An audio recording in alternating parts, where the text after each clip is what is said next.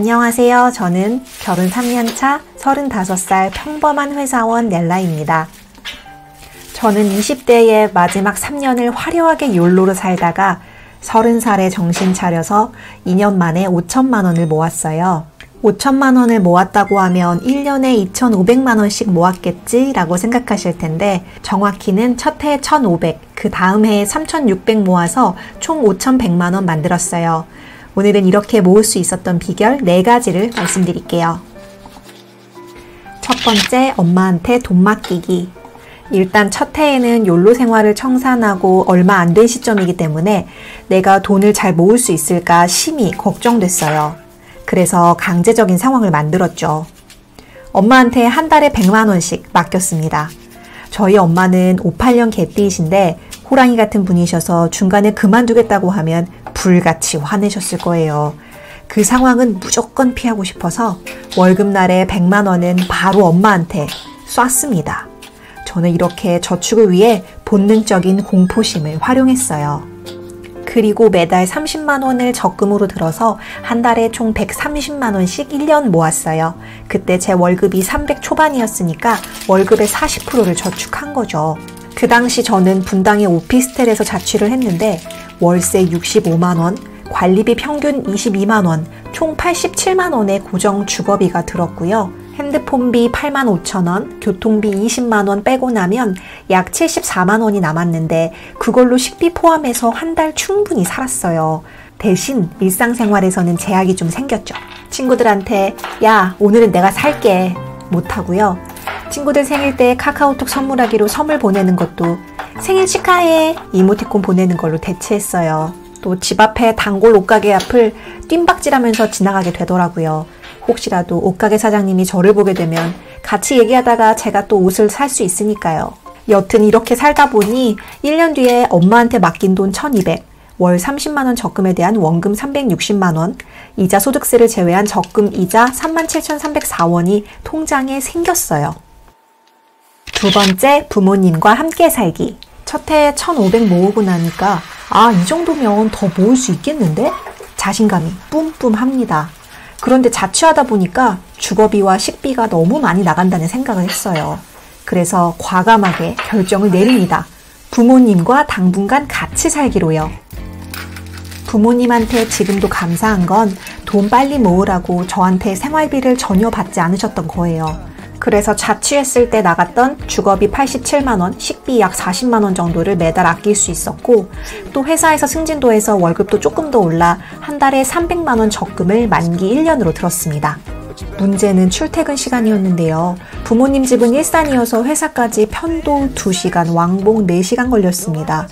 버스, 지하철, 광역버스 3개를 타야 했기 때문에 교통비가 꽤 들었고 회식, 야근할 때 택시까지 타니까 한 달 교통비는 평균 30만 원 정도 나왔어요. 전날에 과음해서 속이 울렁울렁한데 지하철에서 서서 가야 될 때는 내가 지금 뭐 하는 거지? 현타 올 때도 있었지만 최대한 신문기사, 유튜브 책 보면서 출퇴근 시간을 의미 있게 보내려 애썼습니다.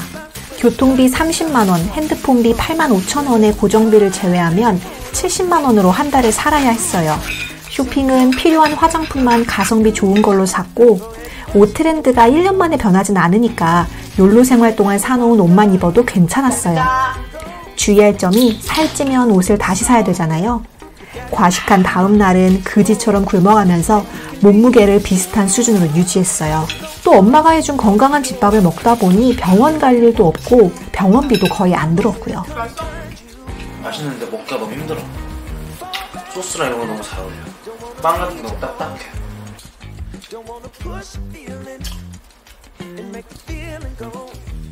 세 번째, 안정적인 연애. 월 300씩 저축하기로 마음먹은 시점이 당시 남자친구였던 지금의 남편과 연애한 지 1년이 지났을 때였어요. 그땐 이 사람과 결혼하겠구나 느낌이가 딱 왔어요. 결혼을 막 해야지 하는 게 아니라 자연스럽게 아마 할 수도 있겠구나 싶더라고요. 그러다 보니까 오히려 데이트 비용을 아끼게 됩니다.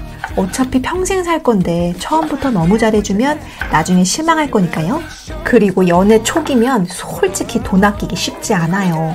아무래도 분위기 좋은 곳 가고 한우, 스시, 오마카세 탁탁 예약도 해놓고 이자카야에서 새벽까지 술도 마시게 되니까요. 그런데 1년쯤 지나면 데이트가 특별한 게 아니라 일상이 되기 때문에 데이트 비용 많이 줄일 수 있어요. 저희는 주로 밥 먹으러 노포 맛집 가고 커피 디저트 먹으러 롯데리아, 맥날 갔어요. 지나고 보니 큰 걱정 없이 서로 연애했던 그 시간이 가장 소중한 추억으로 남은 것 같아요. 가끔은 그때가 그립습니다. 네 번째, 비상금 떼어놓기. 월 300씩 적금 들면서 가장 걱정스러웠던 건 예상치 못하게 나가는 돈을 어떻게 마련할까였어요. 그래서 저는 성과급, 휴가비 등 회사에서 월급 이외로 받은 금액, 중고거래로 번 돈, 생활비에서 아낀 금액 등은 모두 같은 통장에 차곡차곡 모아뒀어요. 이렇게 모은 비상금으로 축의금도 내고 어버이날, 부모님 생신 때 용돈도 드렸습니다. 그리고도 남은 비상금으로 그의 엄마와 함께 뉴욕 여행도 다녀왔어요. 엄마가 갑자기 뉴욕에 꽂혀서 그때 가을에 꼭 가고 싶다는 거예요. 하지만 제가 월급의 70%를 적금 붓고 있는 상황에서 현실적으로 여행 비용을 전부 다 낼 수 없었는데 감사하게도 엄마가 먼저 비용을 반반 하자고 해서 저도 속으로는 미안했지만 냉큼 알겠다고 했습니다. 결론적으로 그때 엄마랑 뉴욕 여행 다녀온 건 신의 한 수였어요. 그 다음에 제가 결혼했고 코로나 영향으로 해외여행을 갈 수 없었으니까요. 그리고 무엇보다 엄마가 인생 최고의 여행이었다고 너무 좋아하셨습니다. 그 당시 저한테는 절약이 최우선의 가치였지만 인생에서는 그때 아니면 할 수 없는 경험들이 있는 것 같아요. 그런 가치 있는 경험에 돈을 쓸 수 있도록 비상금을 만들어 놓았던 건 정말 잘한 일 같습니다. 이렇게 해서 1년 뒤에 월 300만 원 적금에 대한 원금 3,600만 원, 이자 소득세를 제외한 이자 35만 3,125원을 모았고요. 그 전에 모은 돈까지 합쳐 총 5,199만 429원이 통장에 생기게 되었어요. 야, 이 감정으로 술 먹은 다음날 이렇게 생기면 어떡하냐. 마지막으로 제가 5천만 원을 모으기 위해 하지 않은 것을 말씀드릴게요. 통장 쪼개기 안 했고요. 금리 높은 적금 찾기 위해서 인터넷 서치 안 했어요. 이유는 귀찮아서입니다. 돈 모으기 준비 작업이 너무 귀찮으면 제가 아예 시작조차 하지 않을 것 같아서요. 그래서 저는 적금 들 때 그냥 주거래 은행에서 가장 금리 높은 걸로 들었어요. 종잣돈을 모을 때는 쉽고 무식하게 했던 것이 저한테는 맞는 방법이었나 봐요. 저처럼 욜로 생활에 청산하고 저축을 시작하려는 분들께 저의 영상이 조금이나마 도움이 되셨으면 좋겠습니다. 이어서 다음은 돈 못 버는 사람의 4가지 특징을 알려드리겠습니다. 돈 못 버는 사람의 4가지 특징. 사람들을 보면 정반대 두 부류를 자주 본다. 내 고객들은 대체로 부자라 부자의 습성을 보이고 동료들은 어렵게 자란 친구들이 많아 대체로 가난한 사람의 습성을 보인다.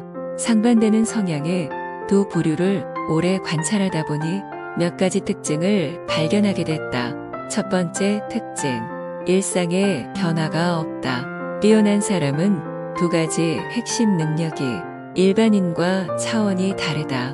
하나는 지적 호기심이고 다른 하나는 문제 해결 능력이다. 대체로 소득이 높은 분들은 이 2가지가 매우 탁월하다. 호기심이 어찌나 왕성한지 세상 모든 일에 관심 있는 분도 있다. 그렇게 배운 지식을 바탕으로 수많은 문제를 자신만의 방법으로 풀어나간다.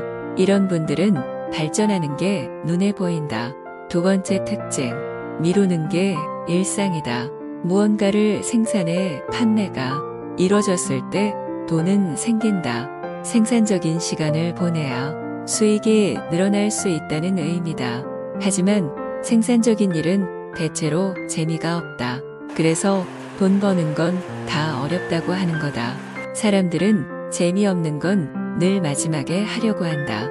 방학 때 일기를 마지막 날에 몰아쓰는 것도 일기 쓰기가 재미없어서다. 재미없다고 일을 미루면 돈을 못 번다. 어제와 똑같이 살면서 다른 미래를 기대하는 건 정신병 초기 증세다. 알버트 아인슈타인. 세 번째 특징, 목적 없이 인터넷 한다. 재밌고 하찮은 일일수록 시간을 빠르게 소진한다. 인터넷 커뮤니티에서 좀 놀다 보면 반나절은 금방이다. 지금 하는 행동이 무엇을 위해 하고 있는지 정신 똑바로 차리고 생각해야 한다. 하루하루 대충 즐기며 사는 게 철학인 것처럼 주장하는 사람도 많은데 아픈 가족 병원비 하나 못 내는 상황이 오면 자신의 하찮은 삶이 철학일 수 없음을 깨닫게 된다. 네 번째 특징, 쿠폰과 할인에 집착한다. 할인에 집착하는 건 성향상 좋지 않다. 최저가나 할인 쿠폰 찾느라 몇 시간씩 낭비하는 사람이 많다. 항상 시간이 돈보다 더 비싸다고 믿어야 하는데 가난할수록 시간의 가치를 우습게 여긴다. 왜 그러는지 이해는 하지만 그럴수록 더 독하게 마음먹고 고쳐야 하는데 이런 타입은 늘 자신만의 방식이 있다며 그런 성향을 고수한다. 가난은 스타일이 아니다. 지금까지 돈 못 버는 사람 4가지 특징을 보고 돈 못 버는 사람이 어떤 특징을 보이는지 알았다면 그렇게 안 하면 된다. 지금 그렇게 하고 있다면 그걸 버리면 되고 아무것도 해당하지 않는다면 계속 더 열심히 살면 된다. 여기에 속한다고 열낼 필요 없다. 누구나 어느 정도 가지고 있는 속성이고 나 또한 그렇다. 정도의 차이만 있을 뿐 삶이 나아지길 원한다면 끊임없는 변화가 필요하다. 지금까지 성공하는 사람들을 시청해 주셔서 감사합니다.